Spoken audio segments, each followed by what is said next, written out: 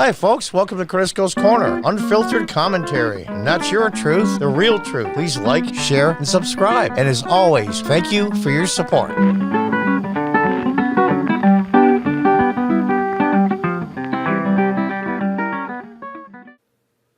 There's 1 billion desperate people in this world. We can't take them in. Think of it this way. Think of it in your house or your apartment or wherever you live. That you could take in right now 10 to 15 homeless people, clothe them and feed them on the money you earn. Can you? And everybody does it? Of course not. And that's the problem. Everybody thinks this country can and we can't. And it's not heartless. And it's not selfish to say, you know, we have to look after our own people first. It's not. You look after your family members. And our people that live here are our family. And we're not looking out for them. There's no COVID testing mandatory or vaccine from the Biden administration. Why on earth would they do that? It's insane. It's insane on so many levels. If they want people to die, I don't understand. Are the Republicans fighting back? Are they? Are they just posturing? And I'm not picking on Governor Abbott, who's pictured here. The Republicans suck at fighting back because they have to say no so much, and no one wants to hear no. And now we have tens of millions of spoiled, narcissistic brats that won't hear no. We gave the teenagers the keys to the liquor cabinet and went away for the weekend. And then we got upset because what happened. Is it just political posturing on both sides? I don't know. It's hard to say anymore because none of this makes any sense. None of this, even from the Democrat point of view, I don't get it. And the Republican point of view seems to be only, look how much the Democrats suck.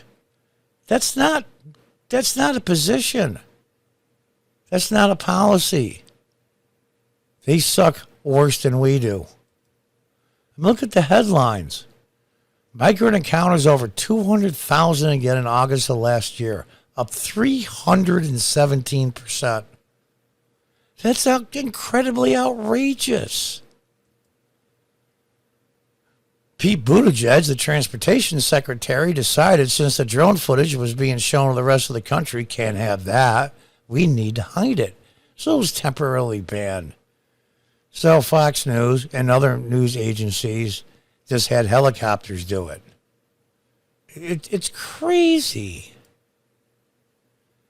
The Biden administration, as a president in an administration, has been a total failure. But as far as immigration goes, not just Biden. Bush, Obama, Clinton, they've all been failures. The only person that hasn't failed and been the adult in the room, even though many times he does not act adult-like in presidential, was Donald Trump. With all his personality faults and all the things that he says wrong, the wording, the verbiage, he wasn't wrong. Because it came from Donald Trump, we have to do the opposite. It's insane. It's destroying the country. Trump's immigration policies were working as much as possible in an imperfect world. I think it just comes down to the fact, especially the Democrats and many Republicans too, I'm not going to lie, especially in Washington. I would say a good third of them just don't give a damn. It doesn't affect them directly, but it's destroying the fabric of our culture and our republic, undermining what the founders had set up that worked brilliantly for over 2 centuries. They just don't care. Look at these people under the bridge. So I guess the next question comes down to, what do we do next? What do we do next? We have to do 2 things. Number 1, we have to start enforcing our deportation laws. Enough with the in and out of court for tens of millions of people that are caught illegally. Laws have to be changed. They have to be tougher. And that's going to take a change in the U.S. House of Representatives, the U.S. Senate, and the White House. And the only people that can change that are the American people. Now, the laws we have on the books, most of them are pretty good, but they're not being enforced. And they say, well, John, the fact of the matter is the vast majority of the unlawful people here are just overstaying visas. I don't care. If you're caught, you're arrested and you're deported. If you're here for an extended period, then you knew you weren't supposed to be here. It's tough. It's going to hurt some people, but it has to be done. We have to make it known everywhere in the world, especially in countries in Central South America and now Haiti, that we will not tolerate it. We need to put quotas on the number of people that come in per year.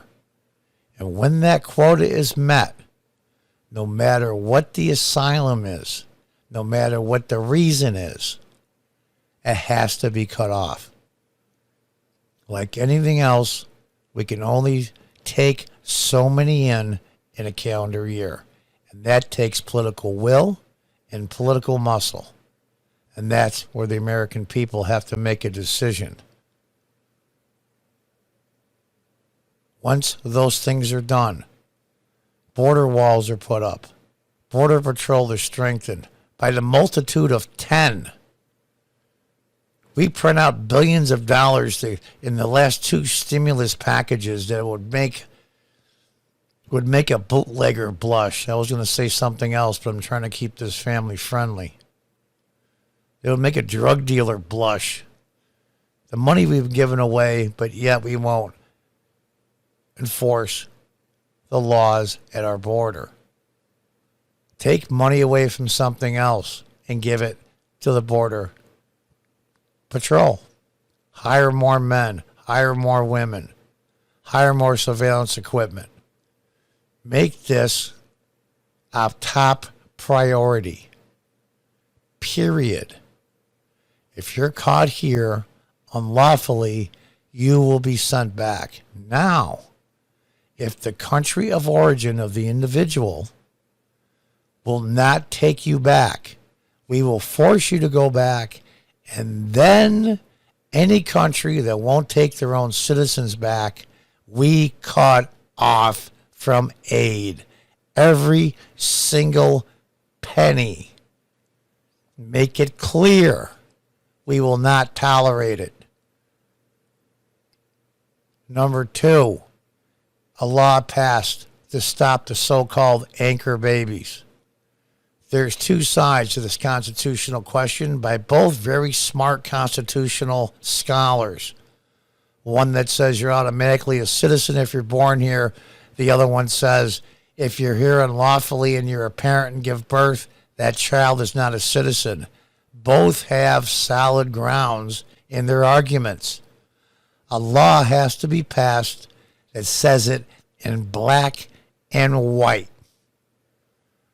No more dual citizenship if you're here unlawfully. Unlawfully is the key word. Your visa is expired, whether it be for student visa, tourism, whatever the reason is. The day after it expires, any child born is not a citizen of this country and has dual citizenship. Those 2 things have to be done. They can set up how they do the quotas, where the country people come from each country. That's nuts and bolts stuff. Don't care. What I do care about is the future of this country and the future of this republic for my children and my grandchildren. This has to be done. We'll see if the American people have the political will. It gets to a point where it's not Washington's fault anymore. It's ours. Look in the mirror and say, hey, I need to do something. Participatory government. If you don't participate, you have no say. Until the next time, goodbye and good luck.